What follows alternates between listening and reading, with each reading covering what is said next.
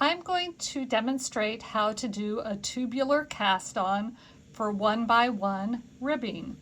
This gives you a nice, very professional looking rolled edge that could be for the bottom brim of a hat or for a neckline. Can be in the round. It can also be for an item that's worked flat.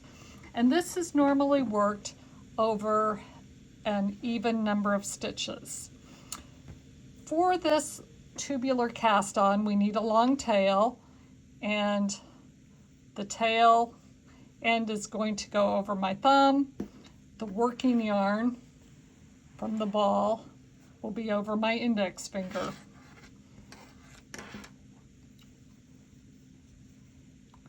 We're going to start off in the slingshot position where we put the tail of the yarn over my thumb, the working yarn over my index finger.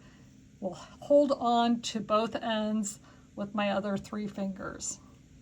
The first stitch is worked by just pushing down on the yarn, coming underneath towards my thumb, and making a loop. You can check that this is correct because the yarn going towards my thumb should be closer to the point of the needle. So that actually is the first stitch, and that is a knit stitch. The second stitch is a purl stitch, and we're going to work that as follows. We come to the outside of the index finger yarn and underneath, and then we go on top of the thumb yarn and underneath, and then we just bring our index finger forward. That made a purl stitch. The third stitch, not the second because we just did the second stitch, the third stitch, we come to the outside and underneath the thumb yarn, over the top of the index finger yarn, and then my thumb yarn just comes to the back. That makes a knit stitch. We're going to repeat these 2 until we've got the desired number of stitches. So from the outside and underneath of the index finger for the next purl stitch, over the top of the thumb yarn, and then my index finger yarn just comes to the front and makes a purl bump. The knit stitch, then we come to the outside and under the thumb, over the top of the index finger, and then my thumb yarn just comes over the top of the needle, and that makes a knit stitch. So we're going to repeat these 2 over and over. So outside and over the thumb until we have our desired number of stitches. Always start off at the outside coming in and then go over the opposite one. Okay, we have the desired number of stitches, which is 40. We're going to turn around and work the first row. Because these are essentially just loops over the needle, we need to be careful when we're starting the row that we don't lose the first stitch. So we'll hold on to those stitches, turn our work around, and we're going to use the working yarn to begin working in a knit 1, purl 1 manner. Now the way we cast these on makes the knit stitches twisted so they aren't oriented in the right direction. The back leg of the stitch is actually closer to the front of the needle. So for this first round, we're going to knit, actually for the first 2 rounds or rows, we're going to knit into the back of the stitch. So the first stitch, we knit into the back of the stitch. Then we will bring our yarn to the front, slip the second stitch. Take our yarn to the back, knit the stitch through the back loop, bring the yarn to the front, slip the stitch. We'll continue that across the row,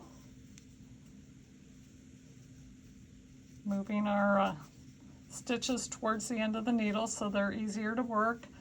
When we slip the stitch, we slip it purlwise because we don't want to change that orientation. We're just going to slip it purlwise with the yarn in front. Take our yarn to the back, knit through the back loop. Yarn to the front, slip, yarn to the back, knit through the back loop. We'll continue this to the end of the row, and then we're going to flip it and work the other direction. Okay, we're almost to the end of this first row after the initial bind off or cast on. So we're going to knit through the back loop, slip one with yarn in front, knit through the back loop, slip one with yarn in front. So that is the last stitch on the row. We'll just bring our yarn forward, and we're going to repeat this for the second setup row.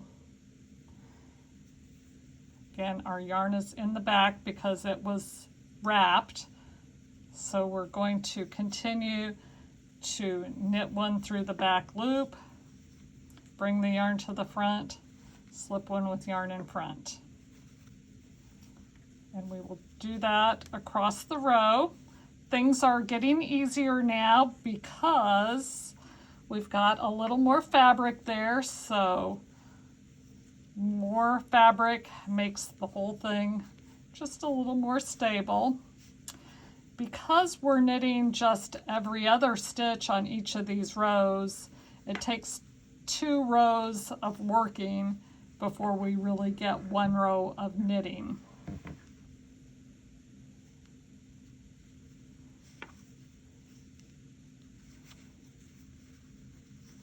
So we'll continue across this row until we get to the end, and then we can join it to work in the round or continue working back and forth.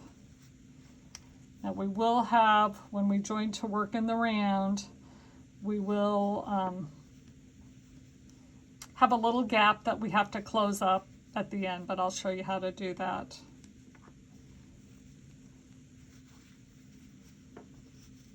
Through the back loop, slip one purlwise, knit one through the back loop, slip one purlwise. We'll continue this to the end of the row.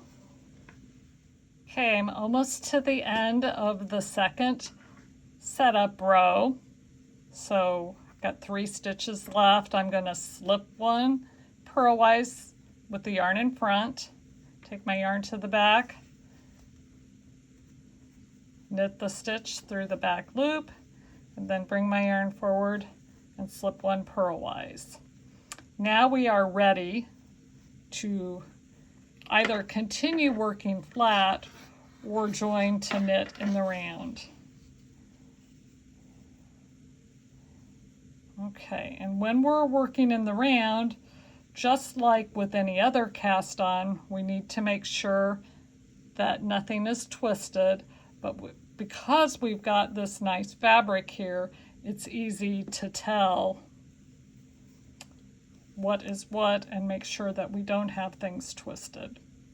So we are going to go ahead and join, and this will start off with a knit stitch, and now it's not going to be through the back loop, it's just going to be a regular knit stitch and then a purl stitch.